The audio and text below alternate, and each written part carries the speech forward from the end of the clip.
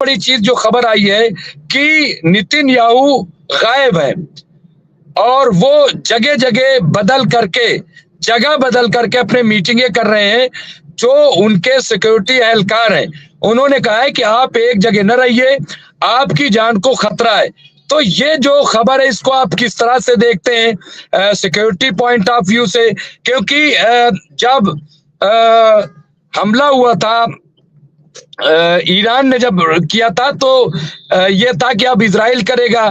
तो खामनाई साहब पे बड़े सवाल उठे थे कि वो बंकर में छुप गए, डर गए, भाग गए, इस तरह की खबरें थी। अब वही तकरीबन ये बात यहाँ पे सामने आ रही। कैसे देखते हैं इसको? क्योंकि जंग तो हो ही रही है और खतरा तो जंग में किसी को भी हो सकता है, ऐसा तो है नहीं। कैसे देखते हैं कैप्टन साहब? जी हाँ, देखिए, नेतन्याहू का ये जो एक्शन, ये जो प्रिकॉशन वो ले रहे हैं, वो जाहिर बात है अपने एडवाइजर्स के कहने पर ले रहे हैं। हमने तो एक बहुत सक्सेसफुल अटैक किया था हिजबुल्लाह ने, जिसमें उसने 3 ड्रोन लॉन्च किए। 3 में से 2 ड्रोन को तो आयरन डोम ने नेस्तनाबूद कर दिया, लेकिन एक ड्रोन छुपता छुपाता नेतन्याहू के घर तक पहुंच गया। गनीमत ये रही कि जब वो नेतन्याहू के घर से टकराया तो बाहरी हिस्से पर ही फट गया और कुछ घर के शीशे टूट गए। इसको देखते हुए अब इजराइल की सिक्योरिटी एजेंट्स ने जो हैं, उन्होंने अपने प्रधानमंत्री को छुपा दिया है। इसका मतलब ये है कि अब नेतन्याहू जो हैं वो तेल अवीव के नीचे या अलग-अलग शहरों में अंडरग्राउंड बंकर्स में रह रहे हैं। गौरतलब बात है कि कुछ ऐसी ही कार्रवाई दुनिया के सभी लीडरान करते हैं जब लड़ाई का समय होता है। अगर हम अमेरिका के राष्ट्रपति का व्हाइट हाउस का घर देखें, तो अमेरिका के घर के उनके व्हाइट हाउस के पास 3 लोकेशन ऐसी हैं जहाँ पे वो जमीन के अंदर -8, -10 पर चले जाते हैं, यानी जमीन में 100 फुट नीचे, 200 फुट नीचे चले जाते हैं। और कुछ ऐसा ही रूस के राष्ट्रपति का होता है। क्रेमलिन में रूस के राष्ट्रपति का अंडरग्राउंड सुरंगों का एक ताना-बाना होता है, अभी का नहीं, द्वितीय विश्व युद्ध में के समय से ही, जिसमें कि वो अंडरग्राउंड सुरंग में चले जाते हैं। और उसके बाद एक और चीज जो किया जाता है कि जो लीडर है वो हर दिन या हर रात अपनी पोजीशन इस बंकर से उस बंकर, इस सुरंग से उस सुरंग शिफ्ट करता रहता है।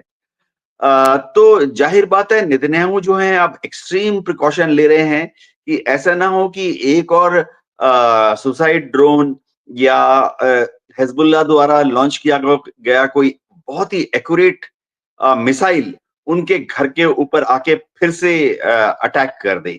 जी। नहीं, बिल्कुल ये आप सही कह रहे हैं, लेकिन मैं ये कह रहा हूँ कि क्या इसका कैप्टन साहब कोई निगेटिव असर भी पड़ सकता है आवाम पे, वहां के लोगों पे? क्योंकि पहले ये कहा जा रहा था कि जो एयर डिफेंस सिस्टम है वो उनका बहुत स्ट्रांग है, परिंदा पर नहीं मार सकता। लेकिन अब यहाँ पे तो पीएम सिक्योर नहीं है। तो जब ये लोहा पूरी दुनिया में थी, तो ऐसे में क्या वहां के इसका आवाम पे भी एक निगेटिव असर पड़ेगा कि जब हमारे पीएम ही चिपचिपा रहे हैं तो हमारा क्या होगा? कैसे देखते हैं? और हमारे साथ जुड़ गए हैं रुमान हाशमी साहब। और मैं आपको बता दूं कि उत्तम कुमार देवनाथ जी जो मिलिट्री एक्सपर्ट के साथ साथ जियो पॉलिटिक्स पर भी बड़ी गहरी नजर रखते हैं। और आपने देखा कि किस तरह से वो सियासी एतबार से सिर्फ जंगी जो उसूल और कवानीन है उस पर नहीं, बल्कि सियासत पर भी अच्छी खासी उनकी नजर है। तो वो जुड़ गए हैं, और रुमान हाशमी साहब और फजील साहब भी जुड़ गए। रुमान हाशमी साहब के बारे में मैं एक एक करके लेकिन सवाल ले लूं, नहीं तो फिर जी कैप्टन साहब। हाँ जी हाँ, नेतन्याहू छुप गए हैं, अंडरग्राउंड बंकर में चले गए हैं। और ये भी सूत्र बता रहे हैं कि वो हर दिन हर रात अपनी लोकेशन बदल रहे हैं, यानी आज इस बंकर में हैं तो कल सुबह और किसी बंकर में रहेंगे। ऐसा अक्सर किया जाता है। क्या इज़राइल की आम जनता पर इसका इफ़ेक्ट पड़ेगा? देखिए, आम जनता जो है इज़राइल की ख़ास तौर से, वो लड़ाई की आदी है। जिस तरह से हमने हिज़्बुल्लाह के लड़ाकों को देखा, जिस तरह से हमने हमास के लोगों को देखा, गज़ा के लोगों को देखा कि वो बहादुरी के साथ इज़राइल के बड़े-बड़े बॉम्ब्स और रॉकेट्स का मुकाबला करते हैं और डरते नहीं हैं। अम, इज़राइल के लोग भी कुछ हद तक पिछले 50-60 साल में उन्होंने इस तरह की कई जंगें देखी हैं। तो उन्हें मालूम है इज़राइल में बाय लॉ जो उनकी बिल्डिंग कंस्ट्रक्शन के जो नियम हैं, इज़राइल में अगर आप घर बना रहे हैं तो जो प्लान सैंक्शन करने के लिए आपने अर्ज़ी डाली है, घर का जो ड्राइंग है उसमें बाय लॉ कायदे के हिसाब से नियम है, सरकारी हुक्म है कि आप एक अंडरग्राउंड बंकर बनाएँगे। तो इज़राइल में आप किसी भी जियो घर में चले जाएँगे, आपको वहाँ पर एक रेडीमेड अंडरग्राउंड बंकर मिलेगा।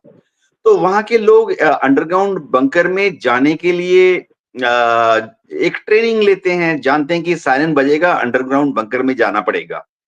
तो अगर नेतन्याहू अंडरग्राउंड बंकर में जाके छुप गए हैं, तो इज़राइल की जो आम आवाम है, उनका शायद मोरल पे इफ़ेक्ट नहीं पड़ेगा। हाँ, कुछ लोग मुस्कुराएँगे कि देखिए हमारी तरह से आम जीव की तरह से प्रधानमंत्री को भी शेल्टर लेना पड़ रहा है। क्या ये इज़राइल की एयर डिफेंस सिस्टम की नाकामयाबियों को दिखाता है? कुछ हद तक ये समझना पड़ेगा कि इज़राइल का जो एयर डिफेंस सिस्टम है, वो 100% फूल प्रूफ नहीं है। उसकी जो किताब में जो सिंगल शॉट किल प्रोबेबिलिटी है वो इज़राइली डॉक्यूमेंट भी बोलते हैं 90% है। यानी दुश्मन के हिज़्बुल्लाह के 100 रॉकेट में से वो 90 को रोक लेगा, 10 फिर भी अंदर चले आएँगे। लेकिन पिछले कुछ दिनों से ऐसा लगता है कि इज़राइल को जो इंटरसेप्टर रॉकेट मिलते थे अमेरिका से, देखिए ये समझना पड़ेगा, जैसे ही एक रडार हिज़्बुल्लाह के रॉकेट्स और मिसाइल्स को ढूँढता है, पहली चीज़ तो वो ये करता है कि सायरन बजा देता है। दूसरी चीज़ इज़राइल का जो है रडार ऑपरेटर, वो मिसाइल क्रू को बोल देता है कि इंटरसेप्टर जो मिसाइल है उनको ज़मीन से आसमान की तरफ दागो, यानी लॉन्च करो। तो इस युद्ध के शुरुआत में इज़राइल के पास करीबन 900 इंटरसेप्टर मिसाइलें थी। लेकिन पिछले 1 साल में लगातार अमेरिका की एक कंपनी है रेडियन, वो बनाती है इस इंटरसेप्टर मिसाइल को। तो पिछले 1 साल में रेडियन ने करीबन-करीबन 11,000 इंटरसेप्टर मिसाइलें सप्लाई की हैं इज़राइल को। ऐसा लग रहा है कि और उनकी जो फैक्ट्री है वो 1 शिफ्ट में काम कर रही थी आज से 1 साल पहले, फिर 2 शिफ्ट में काम करने लगी। अब पिछले कुछ महीने से वो 3 शिफ्ट में काम कर रही है इंटरसेप्टर मिसाइल बनाने के लिए। ऐसा लग रहा है कि इन मिसाइल्स की जो सप्लाई है वो कम हो गई है, शायद रुक गई है।